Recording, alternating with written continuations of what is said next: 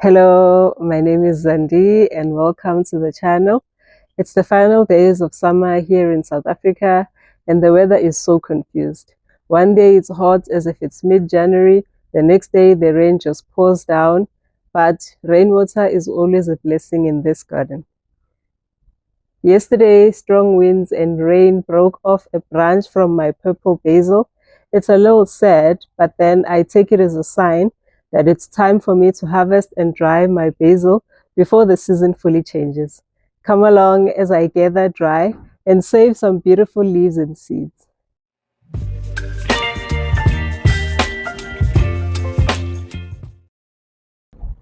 The rain came down very hard yesterday, and the wind wasn't kind either. My purple basil took the heat, one branch snapped clean off, and that was my cue. Basil season is winding down and the plants are starting to flower. Once basil flowers, the leaves lose their flavor and intensity. So now is the perfect time to harvest.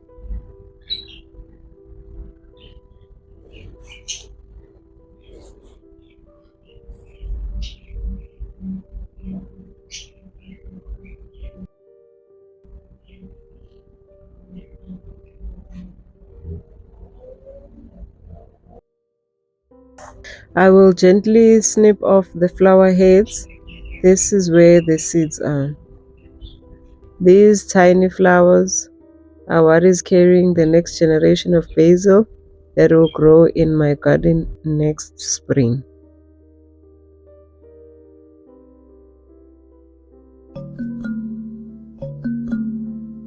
Let me introduce you to the 3 stars of today's video. These 3 beautiful basil varieties that I'm growing in my garden. I'm growing purple basil, sweet basil, and lemon basil. This herb has got a stunning color. These purple colored leaves are very striking. This one smells a little bit like clove with a hint of spiciness in it.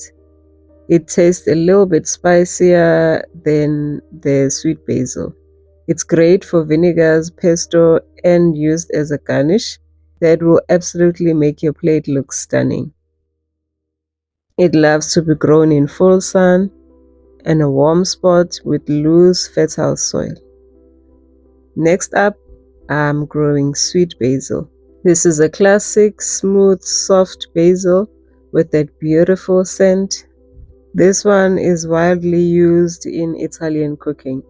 It's perfect for those tomato dishes, your pasta sauce, and of course, homemade pesto. This one's a fast grower and it's super generous. When you harvest it often, it keeps on coming back even better.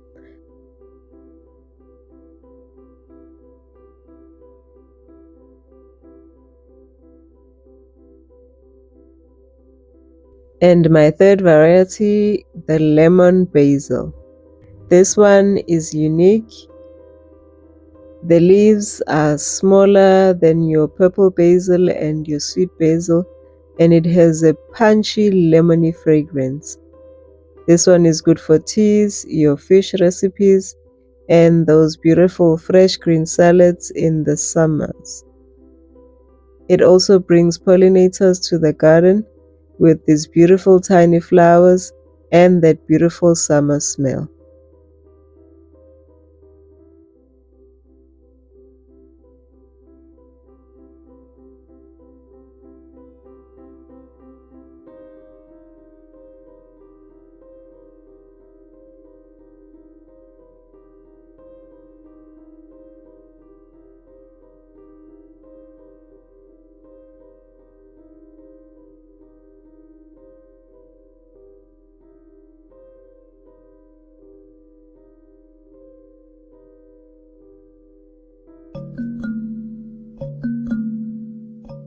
Now, let me tell you about how I grew each of these basil.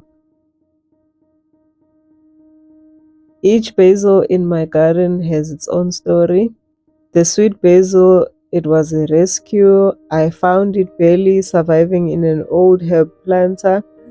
I dug a hole in good soil and then I added some compost on top of it. I laid it in and I just covered it in mulch. And that was it. It came back strong, just like it needed one more chance. From then on, it's been growing. I've been cutting and it's been coming back. It's been a wonderful herb to grow.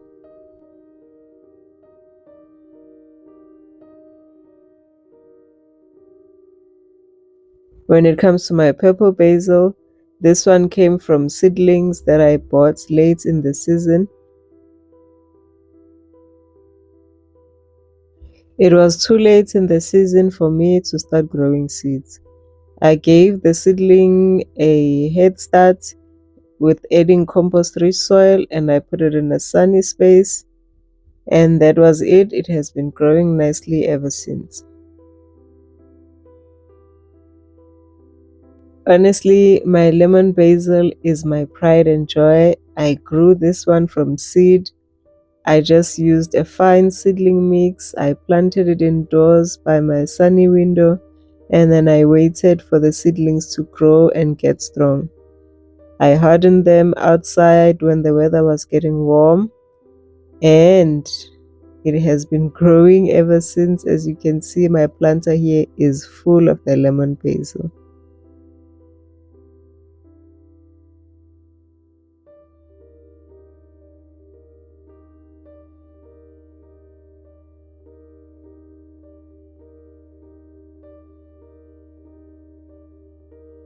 All the three variety of basil, they love sunshine, well-draining soil, and a warm sunny spot. You need to water them deeply when the soil feels dry, but don't overwater them. You can also feed them every 2 weeks with compost tea or liquid fertilizer. You should also pinch off those early flowers to encourage your plant to keep on growing more leaves instead of focusing on making seeds. If you love the smell of basil and growing your own herbs, give this video a thumbs up. And if your hands are always in the soil like mine, click that subscribe button so we can keep growing together. When basil plants start to flower, that means they are slowing down on making fresh leaves and they are starting to focus all of their energy on making seeds. This is the perfect time for you to harvest your plants so that you get seeds and you get to enjoy those lovely flavors from the leaves. Here you will see how I harvest each basil variety, starting with my sweet basil.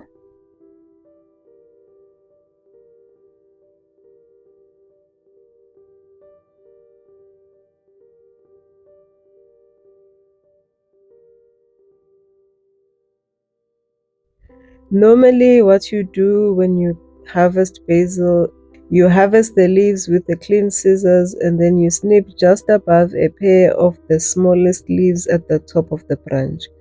But because today I want to harvest more and I'm harvesting for drying and making a spice, as soon as my basil starts flowering, I cut off the flower tops first.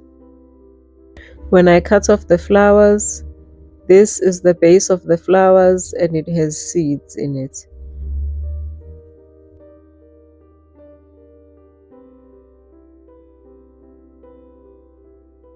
When the seeds are still growing, they first become this pale yellow color.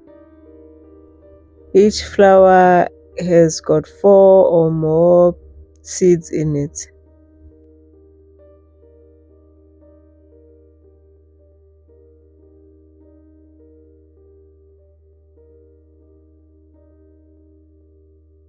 Once the seeds are mature enough, they turn into this beautiful black color over here. This is what your basil seeds look like from the shop.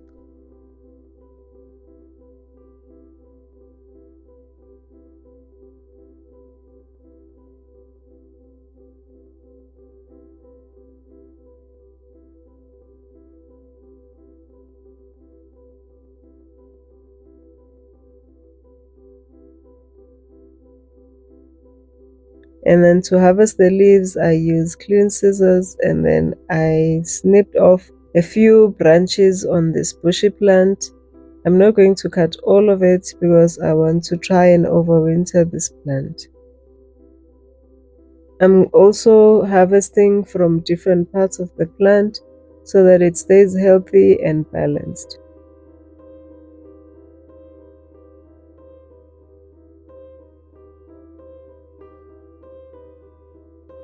I also won't be able to bring it indoors because I don't want to disturb the roots. And besides, in my growing area, it doesn't get as cold as other regions. So it should be enough for me to simply cover my plants as they stay outdoors for those cold nights where there might be frost.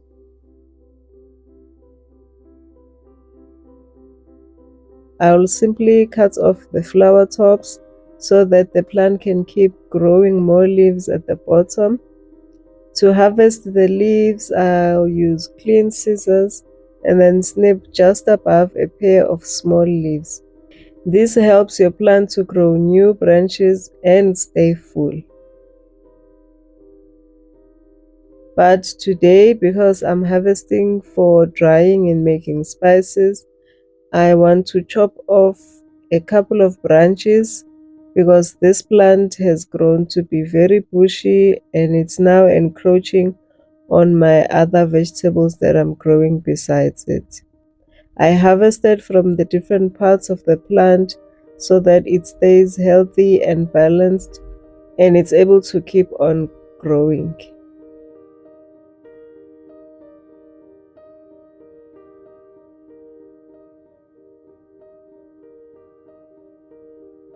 Moving over to my purple basil, I'll do the same thing that I did with my sweet basil, which is to remove the flowers first and then take the larger leaves from the top and sides.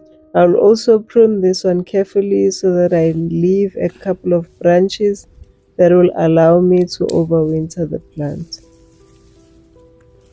The wind really did a number on my plant. Now all I need to do is just to cut off the rest of the branches.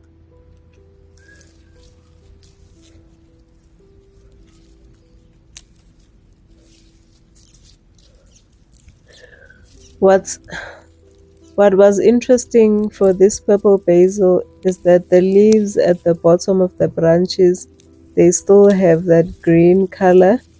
Meanwhile, the ones at the top are the ones that have that deep purple color.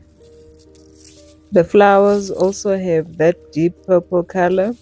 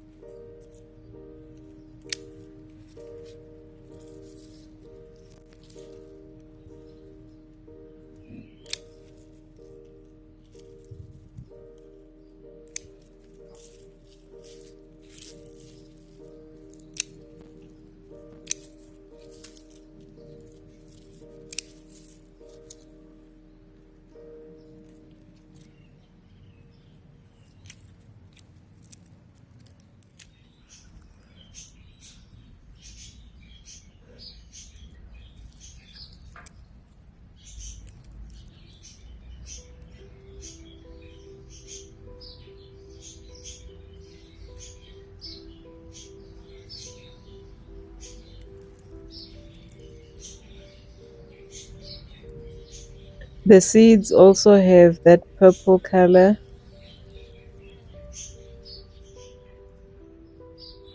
When they are still young, they have this light purple color.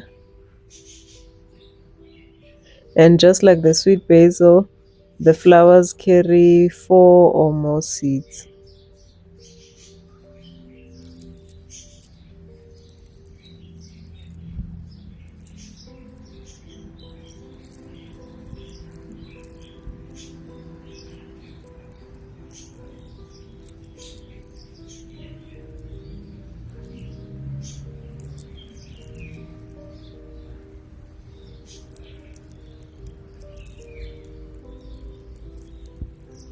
Once the flowers mature and dry out, they also turn into a black color, just like the sweet basil. Here I noticed that it's important for me to label all of my seed packets properly, because once the seeds are mixed in together, I won't be able to tell which variety of basil I've kept on each packet.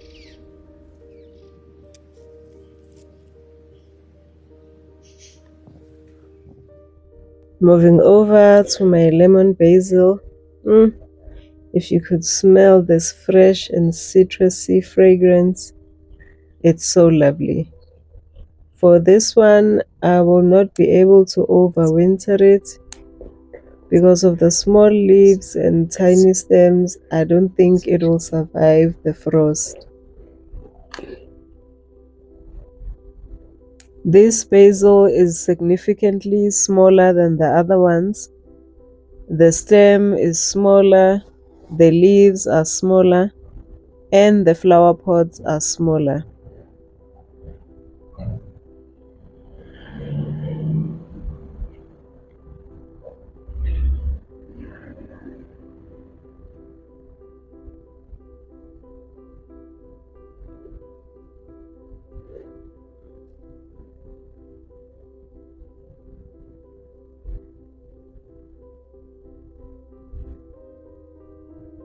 Even with smaller seed pods, they still carry 4 seeds per pod.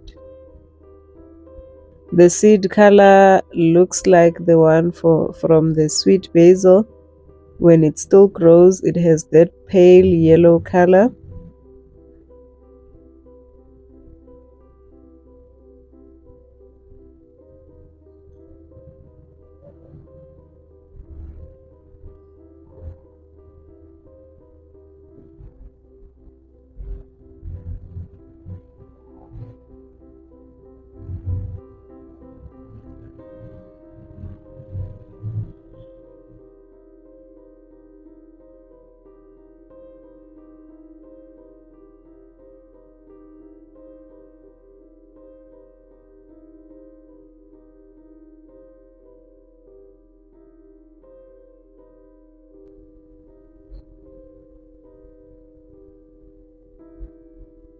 So for this one, I will cut off all of the branches and the main stem, but I will leave the roots intact so that they decompose and continue to feed the soil in this planter. Also for my beneficial bugs, so that they can have some place to hide and something to nibble on as the winter goes by.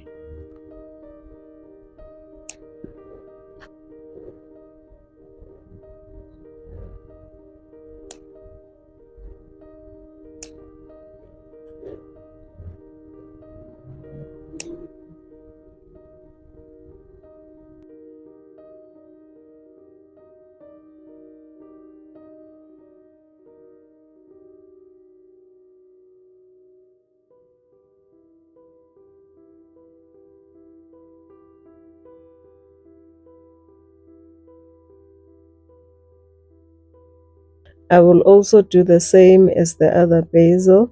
I'll cut off the flowers so that I'm able to save some seeds for next season. Thereafter, I will harvest the rest at once.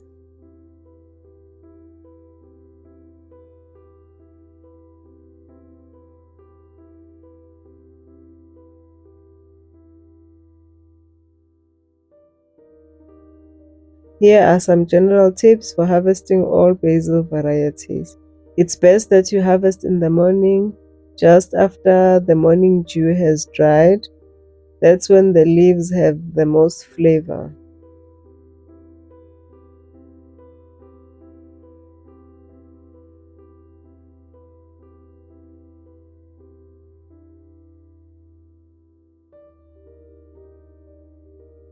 If you have these kind of people with tiny hands like this one over here, definitely recruit them to come and assist you to harvest your basil plants.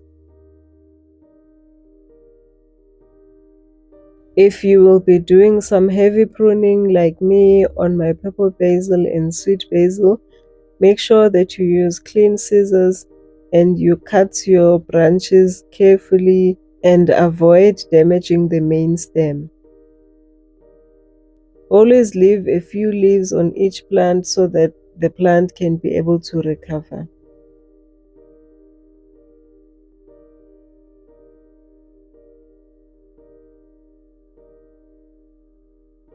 With these tips, your basil plants will give you one last beautiful harvest before the season ends.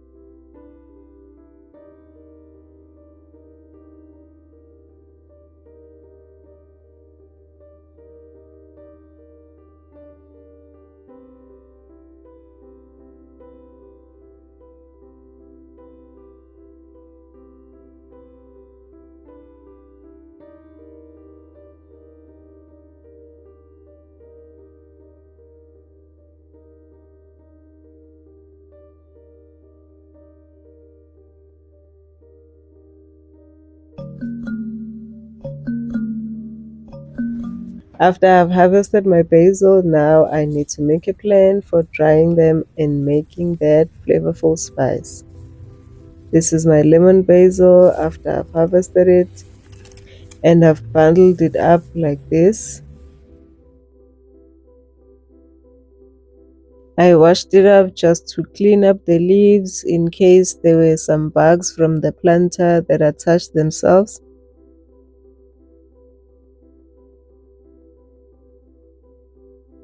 Now let's talk about drying basil. This is the part that makes all the effort last.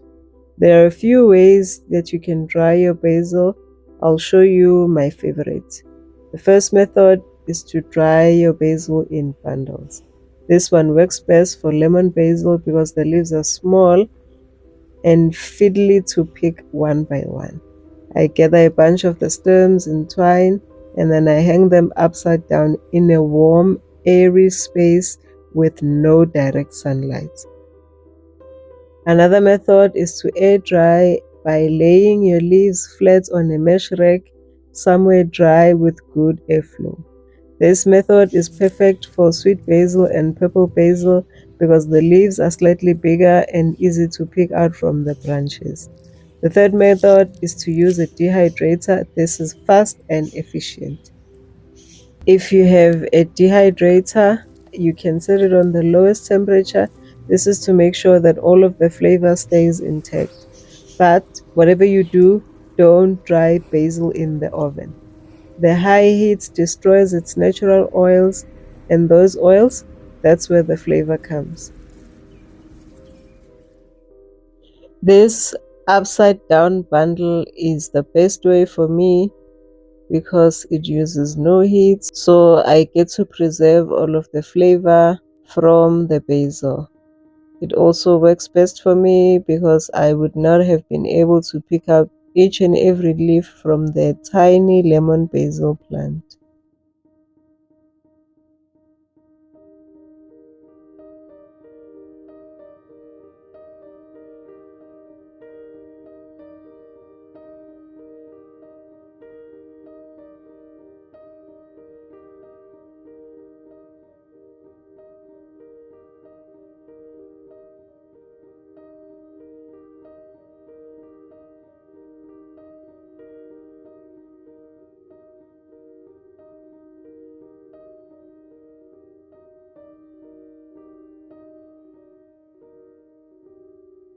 I let this dry like this for a couple of days. Thereafter, once it's dry, I crumble all of the leaves into fine powder, and this is the final result. Once dry, I crumble the leaves and store them in glass jars away from sunlight and heat. This allows the herbs to stay fresh for months. This one here, I'm definitely proud of, and if I do say so myself, better than store-bought.